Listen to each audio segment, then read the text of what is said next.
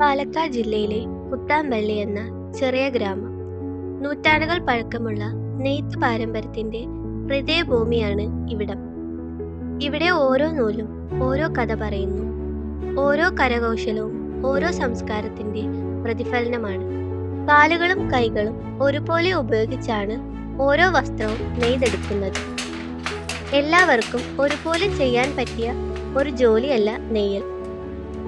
ഇപ്പത് മേൽത്തറി എന്ന് പറഞ്ഞ ഇങ്ങനെ ഇരുന്നുണ്ടായിരുന്നു. മുമ്പേ പറഞ്ഞു കഴിഞ്ഞാൽ ഇവിടെ നിലത്ത് കുഴിയിട്ടൊരു ഈ കാലിട്ടിട്ടുണ്ടാകും പുൽത്തറി പറഞ്ഞു. പ്രയാസം എന്താ, മുന്താണിയിൽ വർക്ക് വരുമ്പോൾ അത് ഒരു ദിവസം ഇരുന്ന് അടിക്കണം. അതന്നെ പ്രയാസം. നമ്മള് ഇപ്പോൾ 3 ഇഞ്ച് കരയൊക്കെ അടിക്കുന്നുണ്ടെങ്കിൽ കര പറഞ്ഞു കഴിഞ്ഞാൽ എത്ര വീതിയിൽ ഈ ഗോൾഡ് കളർ വരും, ഇതേ വീതിയിൽ അതൊക്കെ 3/4 മണിക്കൂർ പിടിക്കും. ഒരേ ഇരിപ്പിരിക്കണം. അതിനിടയ്ക്ക് നീച്ച് പോയിട്ടുണ്ടെങ്കിൽ ഈ കളറിൽ എന്തെങ്കിലും വ്യത്യാസം വരും.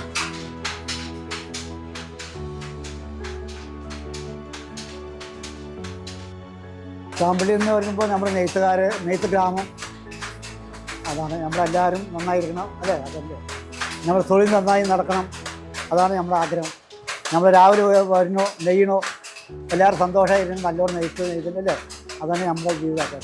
വേറെ മാർഗ്ഗമൊന്നും അറിയില്ല, വേറെ ജോലിയൊന്നും അറിയില്ല. അപ്പോൾ ഇതന്നെ നമ്മുടെ ദൈവമായിട്ട് നമ്മൾ ദൈവത്തെ പ്രാർത്ഥിക്കണമെന്ന് പ്രാർത്ഥിച്ചിട്ട്.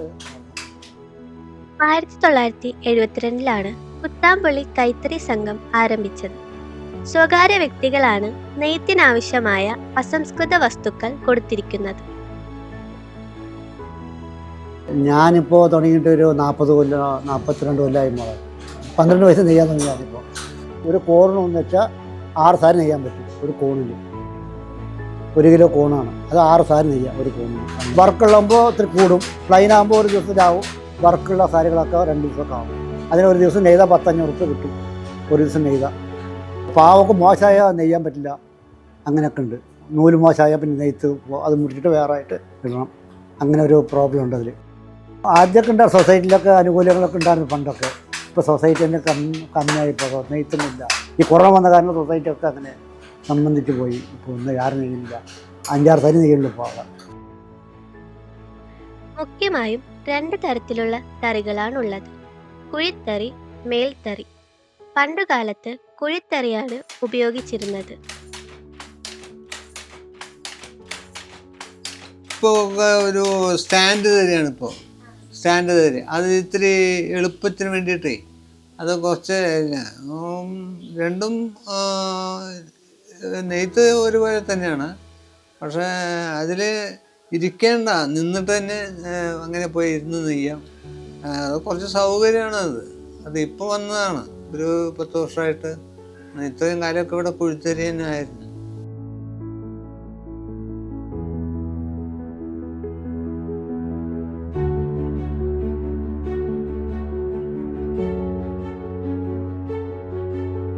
$2500 കുടുംബങ്ങളുള്ള ഈ ഗ്രാമത്തിന്റെ മുഖ്യ വരുമാന മാർഗവും കൈത്തറി തന്നെയാണ്.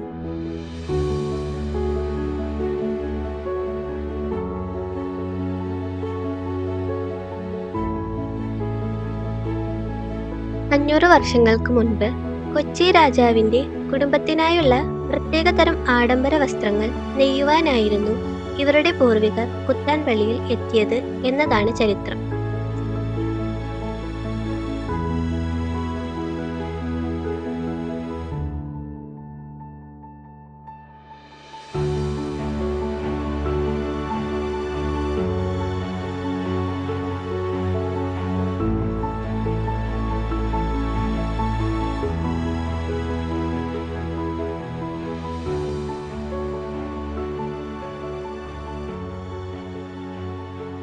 മൈസൂർ ബാംഗ്ലൂരിൽ നിന്നാണ് മുമ്പ് കൊച്ചി രാജാവിനെ നെയ്യാൻ വേണ്ടി വിളിച്ചു കൊണ്ടുവന്നതാണെന്നാണ് ഐതിഹ്യം അങ്ങനെ പറയണത്. ഞങ്ങൾക്കറിയില്ല.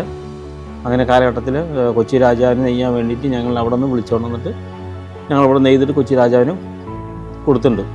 ഞങ്ങൾക്കറിയില്ല. മുത്തശ്ശന്മാരായിട്ടുള്ള എന്നാണ് പറയുന്നത്. ഇപ്പോഴല്ല, കുറേ കാലമായിട്ട് അങ്ങനെയാണ് കൊച്ചി രാജ നെയ്യാൻ വേണ്ടി വിളിച്ചു കൊണ്ടുവന്നവരാണ്. പിന്നെ ഇവിടെ തന്നെ സെറ്റിലാണ്. ഞങ്ങളുടെ ഭാഷ വന്നിട്ട് കന്നഡയാണ്, മാതൃഭാഷ കന്നഡ.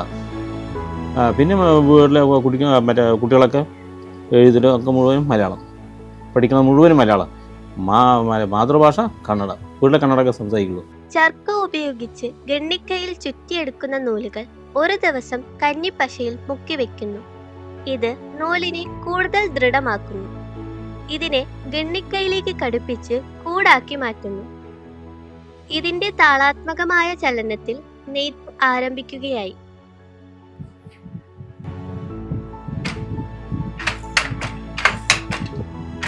ഇപ്പം നെയ്ത്ത് എല്ലാവരും ഇവിടെയാണ് ഇപ്പോൾ. നെയ്ത്തുള്ള കാര്യമില്ലിപ്പോൾ. 5 ഓളം പണിയെടുത്താൽ 300 രൂപ കിട്ടാൻ ബുദ്ധിമുട്ടാണ്. പണിയെടുത്തത് കൊണ്ട് മാത്രം അവർക്ക് വരുമാനം കിട്ടണമെന്നില്ല. നെയ്തെടുത്ത വസ്ത്രത്തിന്റെ ഗുണവും നിലവാരവും കേടുപാടുകൾ ഒന്നുമില്ലാതെ നെയ്തെടുത്താൽ മാത്രമാണ് അവർ ചെയ്യുന്നതിന്റെ വേതനം ലഭിക്കുകയുള്ളൂ.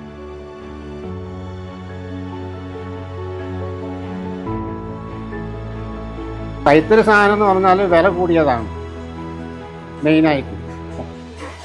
വില കൂടി പറഞ്ഞപ്പോൾ ഇതേ സാധനം തന്നെ മെഷീനിലും വരുന്നുണ്ട്. വരുമ്പോൾ ആ സാധനം കണ്ടു കഴിഞ്ഞാൽ അത് കൈത്തറി അത്ര, ഇത് നമ്മുടെ കൈത്തറി, ഇതാണ് ശരിക്കുള്ള കൈത്തറി. അത് കൈത്തറി എന്ന് പറഞ്ഞിട്ടാണ് അവർ വിൽക്കുന്നത്. അത് വില കുറവ്. നമ്മൾ സാധനം ഒരു മുണ്ട് വേണമെങ്കിൽ തന്നെ 1000 കൊടുക്കണം. അതാകുമ്പോൾ 250 രൂപ 300 രൂപ കൊടുത്താൽ മതി. അതെല്ലാം കുത്താമ്പള്ളി കൈത്തറി കട എന്ന് പറഞ്ഞിട്ട് പേര് വെച്ചിട്ട് അവർ വിൽക്കുന്നുണ്ട്. സംഭവം നമ്മുടെ സാധനം പോണത് വളരെ വളരെ കുറവാണ്. ഇത് വന്നിട്ട് ഇവിടെ മാത്രം നെയ്യുള്ളൂ. ഇവിടെയുണ്ട്, പിന്നെ കുറച്ചടുത്തൊക്കെ ഉണ്ട്. കല്ലഞ്ചാറ, കരിമ്പുഴ, ചിറ്റൂര്, പിന്നെ അങ്ങനെ ഇവിടൊക്കെ മാത്രമേ ഉള്ളത് ഈ നെയ്ത്ത്. ഇത് കസവ് വന്നിട്ട് സൂറത്ത് നിന്നാണ് വരുന്നത്. പാവ് വന്നിട്ട് സേലം, പിന്നെ കോണ് വന്നിട്ട് പാലക്കാട് നിന്ന് വരും. അപ്പം അങ്ങനെ വന്നിട്ട് ഇവിടെ നല്ല സാധനം ഇവിടെ എത്തും. എത്തിയിട്ട് കഴിഞ്ഞിട്ട് ഇത് പുറത്ത് വിട്ടിട്ട് ഒരു റോളിങ്ങനെ ചുറ്റും. അങ്ങനെ ചുറ്റി കഴിഞ്ഞിട്ട് പിന്നെ തറയിൽ കൊണ്ടുവന്നിട്ട് പിന്നെ വേറെ ജോയിൻ്റ് ചെയ്യും. വേറെ മുറിച്ചതിൻ്റെയും അതും കൂടി ജോയിൻ്റ് ചെയ്തിട്ട് അങ്ങനെ നെയ്യാൻ തുടങ്ങും. നെയ്ത് കഴിഞ്ഞാൽ ഒരു ഡബിൾ മുണ്ട് 9 മുളാണ്. ഒരു ഡബിൾ ആണുങ്ങളിനെ ഉടുക്കണം മുണ്ട.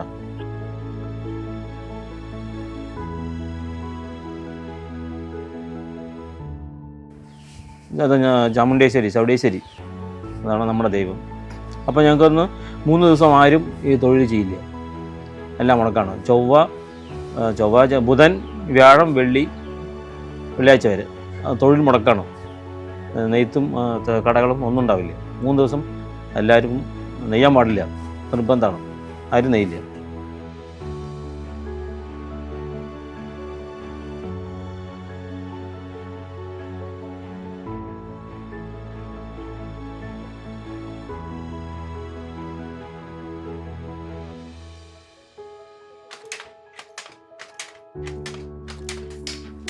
ഇപ്പോഴത്തെ വരുന്ന ചെക്കന്മാരും ആരും ഇപ്പോൾ നെയ്യാൻ നെയ്യാനില്ല. ഇപ്പോൾ ആരും നെയ്യാനില്ല. ഇപ്പോഴത്തെ ജനറേഷൻസിന് ആരും നെയ്യുന്നില്ല. കുട്ടികളാരും ഇപ്പോൾ നെയ്യുന്നില്ല. അപ്പോൾ ഞങ്ങളിപ്പോൾ അങ്ങനെ കാലഘട്ടം അങ്ങനെ പോയിക്കൊണ്ടിരിക്കുന്നുണ്ട്. ഇപ്പോൾ ഇനി വരെ തലമുറ എന്താണെന്ന് അറിയില്ല. അപ്പോൾ അങ്ങനെ നെയ്യുണ്ട്. മാർക്കറ്റിൽ വലിയ വിലയ്ക്ക് വിൽക്കപ്പെടുമെങ്കിലും ചെയ്യുന്നതിന്റെ കൂലി പോലും ലഭിക്കുന്നില്ല എന്ന പരാതിയുണ്ട് ഈ ഗ്രാമത്തിന്. പുതിയ തലമുറ ധൈര്യപൂർവ്വം ഈ മേഖലയിലേക്ക് കടന്നു വരുന്നില്ല. ഓർഡർ അനുസരിച്ച് നെയ്ത് കൊടുക്കുന്നു. സാരി വേണ്ടിയോ സാരി നെയ്ത് കൊടുക്കും. സെറ്റ് മുണ്ട്, സാരി, ഡബിള്, ഇങ്ങനെ എല്ലാ ഐറ്റവും നെയ്യാറ് എല്ലാം അറിയാം. അപ്പോൾ ഏതേത് ഓർഡർ വരുന്നോ അതനുസരിച്ച് നെയ്ത് കൊടുക്കും.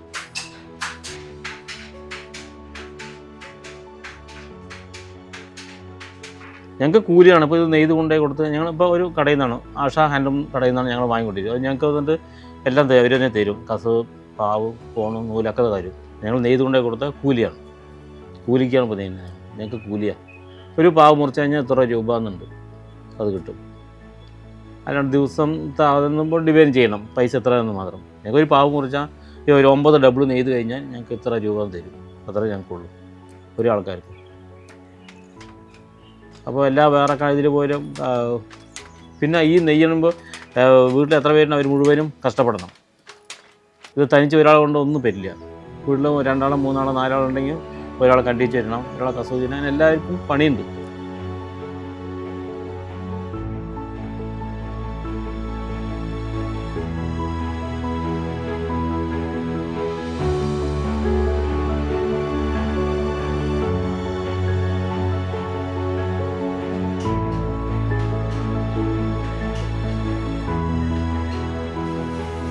സമർപ്പണവും കരുതലും ഇഴ ചേർത്ത് ഒരു ഗ്രാമം തീർക്കുന്ന ഓണക്കോടിയെ വാരിപ്പുണർന്ന് ഇവരുടെ വിയർപ്പിനും അധ്വാനത്തിനും നമുക്ക് ഉത്തരം നൽകാം. ഒപ്പം ഇഴ പിരിയാതെ നിൽക്കാം. കുത്താമ്പള്ളിയുടെ കൈത്തറി താളത്തിനൊത്ത്.